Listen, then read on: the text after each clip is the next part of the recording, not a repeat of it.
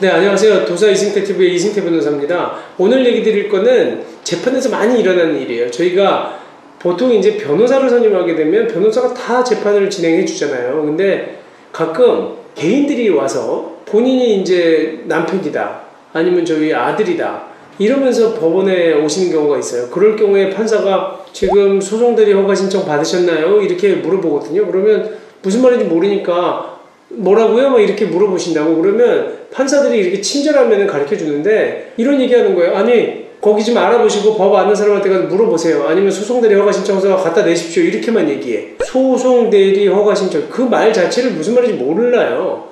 그러니까 한마디로 기본적으로 법원은 변호사를 통해서 소송을 하거나 본인이 소송을 해야지 다른 사람이 대신해서 소송에 참여할 수가 없는 거예요.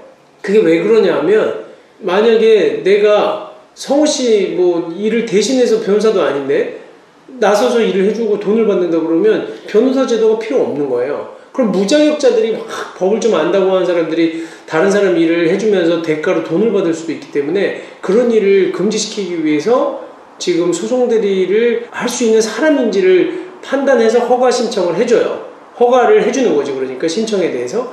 그래서 그거를 좀 알아봐 드리려고 그러는 겁니다. 그러니까 사실은 법정대리라는 것이 또 있습니다. 하지만 오늘은 먼저 임의대리, 그러니까 내가 내 마음대로 선임한 대리인으로서 어떤 사람을 세웠을 때 그 사람이 소송을 진행할 수 있겠느냐. 사건이 우리나라에는 사물관할이라는 게 있어요. 관할이 달라요. 그러니까 우리가 한번 법원에 가면 판사가 3명이 하는 민사재판도 있고 1명이 하는 민사재판도 있고 또 하나 소액재판이 있어요. 그 금액이 달라. 그 사물일 관할이라고 하는데 그 소송 가액에 따라서 재판을 하는 게 다른 거예요. 셋으로 나눠지는데 그걸 하나 볼게요.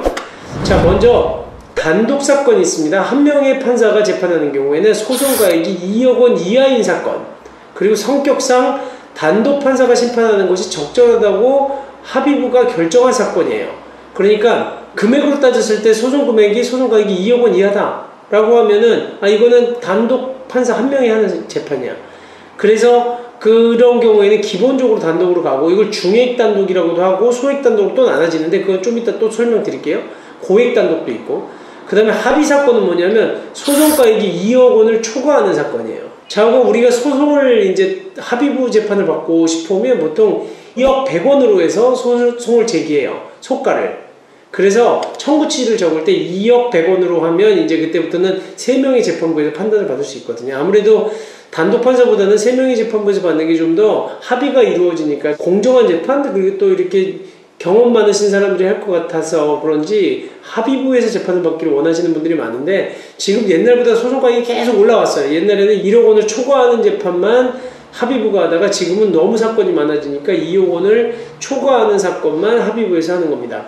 그 다음에 또 하나는 이제 소송 가액을 계산하기 어려운 사건, 뭐 신분 확인에 대한 청구, 이런 복잡한 소송들이 있어요. 이거는 좀 뭔가 어려운 사건이고 속가를 잘 알 수가 없는데 하는 사건 같은 경우도 합의부에서 하고, 그 다음에 합의부가 이거는 판단하는 것이 적합하다라고 합의부가 결정한 사건도 합의부에서 재판을 해요. 그러니까 선례가 없는 재판 같은 것, 그러니까 아주 예외적인 경우에 한해서 이렇게 또 합의부가 누가 하는 것이 적절하다고 단독이 하는 건 적절하지 않은데라고 할 때는 합의부가 재판을 할 수도 있다는 거예요. 근데 기본적으로는 어려우니까 2억 원 초과한 사건은 합의부 사건이라는 겁니다. 그 다음에 또 소액 사건은 단독 사건 중에서 3천만 원 이하인 사건은 또 소액 사건이라고 하거든요. 그러니까 소액 사건은 정말 이유도 안 쓰고 판결문 이유를 잘 안 써요. 그리고 승패 이것만 나눠지는 거고 재판도 한 번으로 끝나. 거의 대부분의 소액 사건들이. 사람도 굉장히 많고. 근데 그래서 소액 사건으로 가면 이유가 없으니까 전부 안 쓰는 건 아니에요. 판결문에 이유를 대체적으로 안 쓰거든요. 반드시 이유를 적어줘야 되는 경우에는 소액사건의 이유를 쓰지만 거의 이유를 안 쓰는 경우가 많아요. 그래서 뭐 내가 재판을 했는데 왜 이겼는지도 모르고 왜 졌는지도 몰라. 그러다 보니까 항소심 또 가니까 사실은 소액 재판을 안 받으려고는 하죠. 근데 지금 그렇게 얘기 드린 것처럼 사물관할이 나눠지는 거거든요. 단독 사건과 합의 사건과 이제 소액 사건으로 나눠지고, 그 다음에 이제 여기에서 그러면 대리인은 어떤 걸 할 수가 있느냐인데, 사실 우리가 일반적으로는 2억 원을 초과하는 사건 있잖아요. 아까 제가 얘기한 합의부 사건은 원칙적으로는 변호사, 그 다음에 회사의 지배인, 그 다음에 국가의 소송 수행자만 소송을 할 수 있어요. 그러니까 내 아들 사건이라고 내가 가가지고 소송을 못 한다는 거예요. 우리 집사람 사건, 와이프 사건이라고 내가 가서 소송 못 해. 그런 거랑 똑같아. 그래서 지금 합의부 2억 원을 초과한 사건 무조건 변호사가 가거나 아니면 지배인이나 국가소송 수행자만이 참석을 할 수 있어요. 그리고 또 하나, 본인은 언제든지 갈 수 있어요.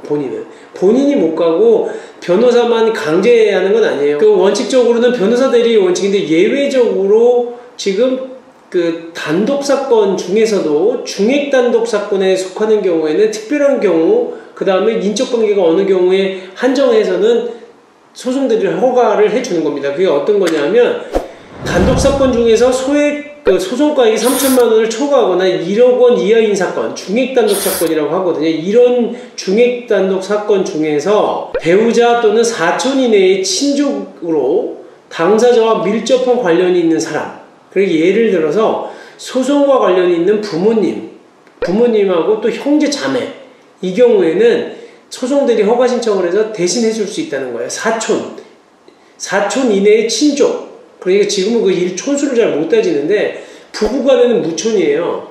부모 자식 간에는 일촌이야. 지금 직계존속 제가 우리 아들로부터는 일촌이고 자식 형제 간에는 지금 이촌이 되는 거거든요.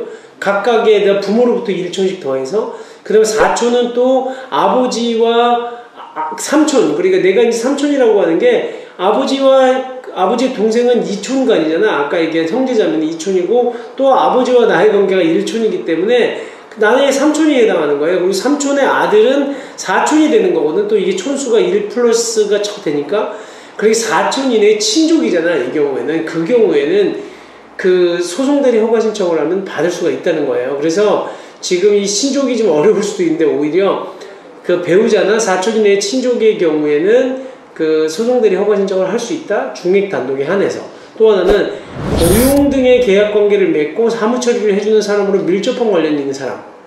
그러니까 소송과 관련된 업무를 하는 담당 직원. 이런 경우에는 지금 단독 사건의 경우에 그것도 중액 단독 사건 3천만 원을 초과하고 1억 원 미하인 사건에 한해서는 지금 소송대리 허가 신청을 해서 소송을 해줄 수 있다는 거예요. 변호사 없어도. 그래서 이 경우에는 소송위임장하고 소송대리 허가 신청서를 미리 법정에 나오기 전에 제출을 하셔야 됩니다. 그래서 만약에 법원으로부터 미리 소송대리 허가 신청을 못 받으면 출석해서 변론을 할 수가 없어요. 그 길은 공전되는 거야. 불출석한 것으로 처리가 되는 겁니다. 그 다음에 또 하나, 소액사건, 제가 얘기한 것 중에 단독 판사가 하는데 3천만 원 그 이하인 사건이 있다고 그랬잖아요. 소액사건의 경우에는 누가 할 수 있느냐? 소액사건은 배우자, 직계 혈족, 그 다음에 형제자매는 법원의 허가 없이도 할 수 있어요. 아까는 사촌 이내의 친족이나 배우자의 경우에 허가를 받아야지만 중액단독사건의 경우에 소송대리를 할 수 있다고 그랬잖아요. 근데 소액단독사건, 3천만 원 미만의 이하의 사건의 경우에는 그냥 배우자나 직계 혈족이나 형제자매는 할 수 있다는 거예요. 이 경우에 그냥 가족관계증명서나 주민등록 등본, 그 다음에 또 위임장은 또 이 경우에도 제출을 하셔야 됩니다. 그래서 그 소송을 대신해 줄 수 있는 거죠. 그 다음에 또 이런 경우 외에 친족이라든지 고용 등의 특별한 관계가 있는 경우에는 이 경우에는 지금 소액단독 사건의 경우에도 법원의 허가를 받아야 돼요. 지금 범위가 배우자, 직계 혈족, 그 다음에 형제 자매로 나눠져 있는 거죠. 어려워. 혈족이 사실 반계 혈족, 직계 혈족 이게 어려운데 직계 혈족이라고 하는 건 직계 존속과 비속을 얘기하는 거예요. 아버지, 나로부터 아버지는 직계 존속들이거든요. 할아버지도. 그 다음에 제 밑으로 있는 아들, 손자는 이게 직계 혈족에 해당하는 거고 그게 넘어갈 때 반계 혈족에 해당하는 거거든요. 그러니까 사촌 이내의 친족에는 반계 혈족까지 포함이 되는 거예요. 형제자매는 아까도 얘기한 2촌이라고 그랬잖아요. 아버지를 기준으로 나 1촌, 형도 우리 아버지와 1촌 관계니까 둘 관계 2촌이 되는 거고 그렇게 촌수를 따져서 해야 되는 겁니다. 그러니까 이 저희 유튜브 한번 보시고 그 소송대리를 언제 허가 받으셔야 되는지 확인하셔서 진행하시면 돼요. 다시 총정리합시다. 3천만 원 이하 사건은 단독사건 중에 소액사건입니다. 이 경우에는 배우자, 직계혈족, 형제자매는 법원의 허가가 필요 없어요. 대신 나머지의 경우에는 법원의 허가를 받아서 소송대리를 할 수 있다는 거고 3천만 원을 초과하고 1억 원 미만인 사건, 중액사건의 경우에는 배우자, 건과 관련된 4천 이내의 친족, 그 다음에 또 직원은 법원의 허가를 받아서 소송 대리를 할 수 있다는 거고요. 1억 원을 초과하거나 2억 원 이하인 고액 단독 사건에서는 변호사가 소송하는 것이 원칙이다. 그 다음에 2억 원이 초과되는 합의부 사건에도 변호사 소송 대리가 원칙이다라는 것을 알고 계시면 됩니다. 소송 대리 허가 신청서 양식은 이렇게 나와 있습니다. 그래서 여기 보시면 허가 신청서에 사건 번호 적고 원피고 적고 위 당사자 간 무슨 사건 번호에 관해서 아래와 같은 이유에 의해서 누구누구를 소송대리인으로 선임하니 허가해 주시기 바랍니다. 그래서 성명하고 그 다음에 그 주소 적으면 되는 거예요. 이렇게 해서 소송대리 허가 신청서 적고 신청 이유는 적으시면 돼요. 내가 몸이 불편해서 못 나가니까 우리 아들이 대신 나간다. 그리고 이거는 중액 단독 사건이기 때문에 소송대리 사유에 해당된다. 이렇게만 적으시면 돼요. 그리고 위임장 넣고 가족관계증명서 같은 거 아까 제가 필요한 서류들 얘기했잖아요. 그거 첨부하셔서 내시면 됩니다.